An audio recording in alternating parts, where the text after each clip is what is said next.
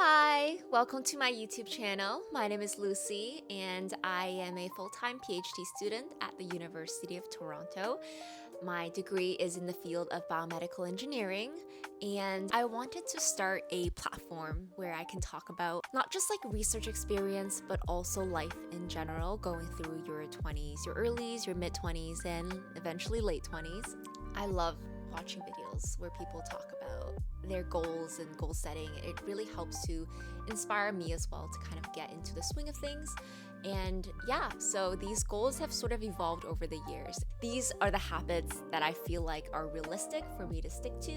And so that's why I want to share it, because then it is also realistic, hopefully, for you guys to be inspired if it resonates with you. So, goal number one is to stick to my diet.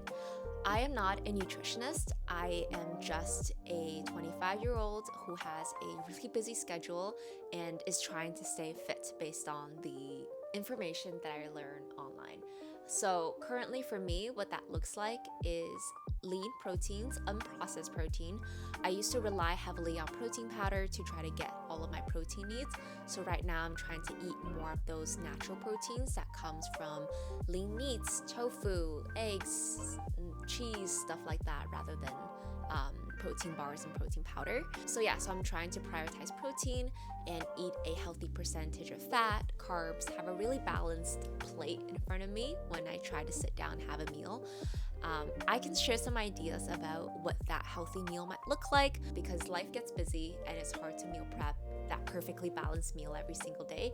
But I found a few hacks that really works for me, and also that is budget friendly or Costco friendly. So, and it really is just about kind of being really smart with your choices of switching out your protein sources, switching out your dressings, and keeping some of the elements consistent so you can batch prep the things that will stay fresh for a longer time, and then just add on the protein like every other day basis so it's easy to prep for and that will stay fresh throughout the week.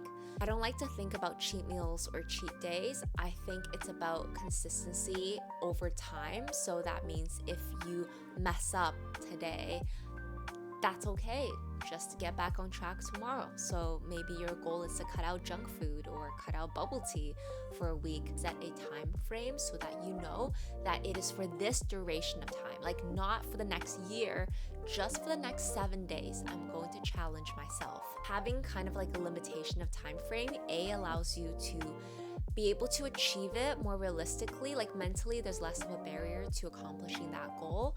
And then B, be able to celebrate once you finish your 7-day mark or 3-day mark. Whatever your goal is for this new year,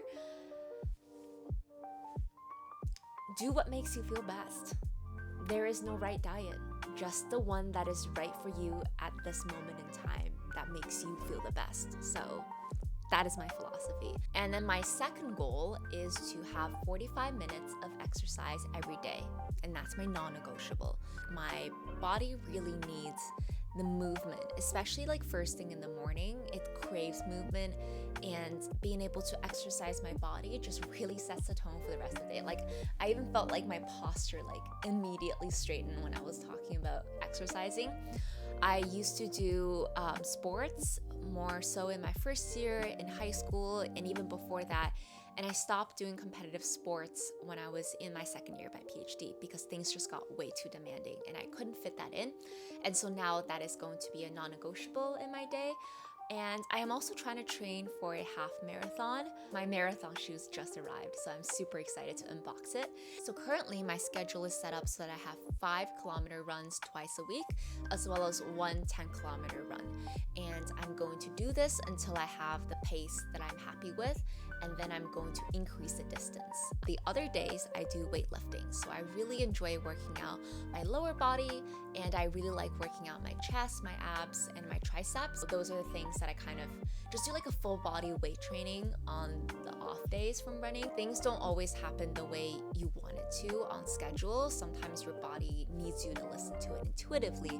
So I like to be flexible with that. My third goal is to sleep at least 7 hours a night minimum. Even though I'm in bed, I find that I wear an Apple Watch, so it tracks my sleep. And I would see often on my Apple Watch that even though I go to bed and I'm like in bed, and I get 7 hours of in bed time, my actual sleeping time is way less than 7 hours. And that could be because it takes me time to fall asleep. I might wake up in the middle of the night. That can really cut my sleep shorter, and I just want really good quality sleep. So I'm trying to go to bed a little bit earlier, give myself time to fall asleep. Unlike my undergrad days where I was able to stay up to 2 a.m., study with friends, go out and party, and still wake up at like 7, 8 a.m. the next day. My body can't do that anymore. And I feel like I'm aging already. It's kind of weird. In order to have the high concentration that I need for work, I really am going to hold myself to that in this new year. My fourth goal is to read 30 minutes daily, minimum. This can be papers, this could be literally like research papers, this could be a book that's been sitting on my shelf for 5 years. And in San Francisco, I bought tons of books and I brought them back in my carry-on only luggage. And I still haven't opened them since. It's really bad, but I don't know, something about like the bookstores in San Francisco, they make you want to read. First of all, they're a lot older, they feel less commercialized, and then there's this one bookstore we would go to where they would put recommendations. A staff who works at the bookstore, and then it will have a little blurb about why it's their favorite book, and I found that to be super personal. But now I have too many piled up, so I really have to get through them. Goal number 5 is to get 10K steps in daily. So usually I don't have to set this as a goal. You'd be surprised as a scientist how many steps you get in just by being at the lab and just circles. Like, you sit down, okay, I'm gonna start this experiment, here's the protocol. Oh wait, forgot this, gotta grab that. Oh wait, forgot my pipette, gotta get that. Where the hell is the P1000? Where's the multi-channel? And then you end up like running laps. So you really do get your steps in.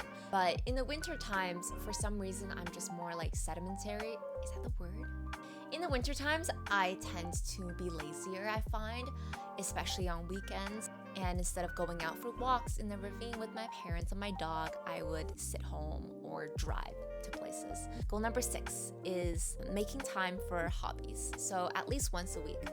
I used to sing as a child. I actually started taking singing lessons when I was 4 years old. When I got to university, that's when I completely stopped all of my lessons. It used to be the thing that brought me the most joy. It felt like an emotional and mental escape. One of my first performances in Canada was actually in the City Hall in Toronto.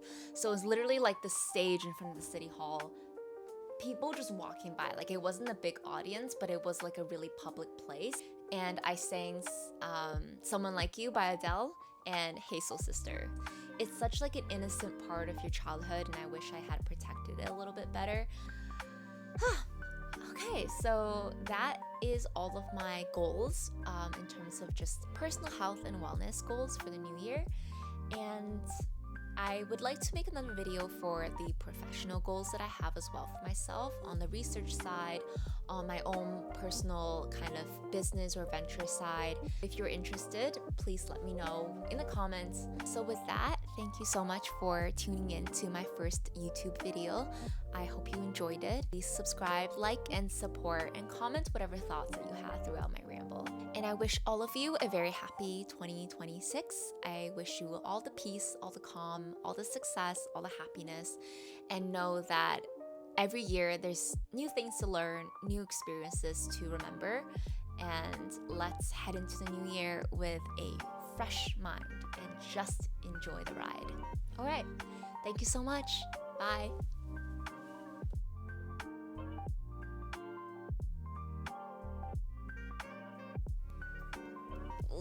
Let's see what happens.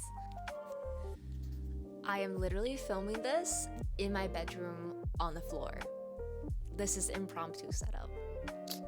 Lighting is literally just my happy light.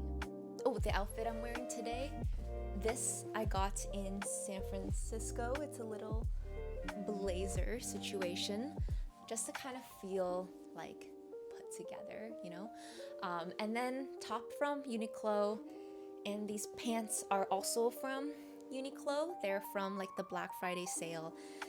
Super comfy. I absolutely love it. I think they sold out of like a lot of sizes. Got a size medium, and surprisingly, it fits really well. So highly, highly recommend.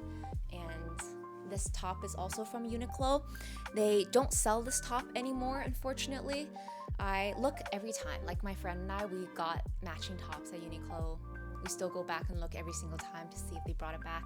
They never did. So Uniqlo, you wouldn't be watching this, but if you're watching it, please bring it back. We absolutely love it because it comes with like a built-in bra and everything. So yeah, super comfortable. Absolutely love it.